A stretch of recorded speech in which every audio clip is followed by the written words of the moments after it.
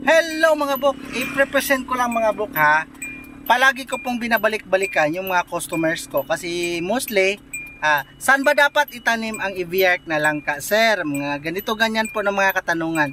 So ang sabi ko, kahit saan nyo po itanim, basta wag lang sa muddy, palaging natutubigan at hindi nasisikatan ng araw.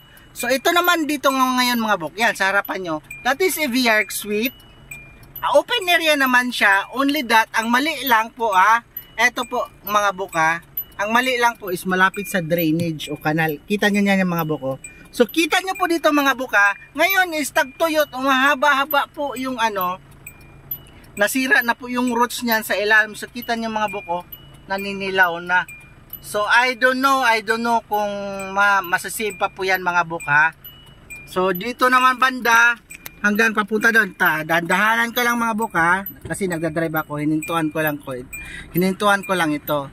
So ayan, lahat po yan mga bok, lahat po yan naninilaw lahat po yan naninilaw.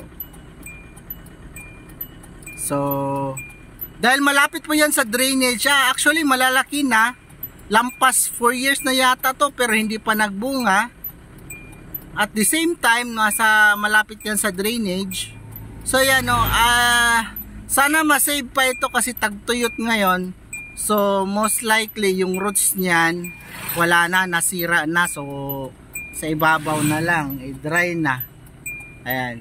So once again mga bok yung EV-ARC Sweet natin ay kahit saan natin pwede itanim, sa laterite, sa sandy, sa lumi. Wag na wag lang po doon sa muddy soil o palaging natutubigan dahil masisira po talaga yung root system niya, no? So yan lang po yung ma-share ko sa inyo mga bok yan lang po ang ma-share ko sa inyo.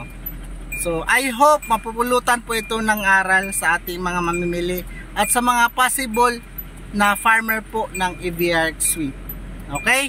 Kahit saan po natin pwede itanim, basta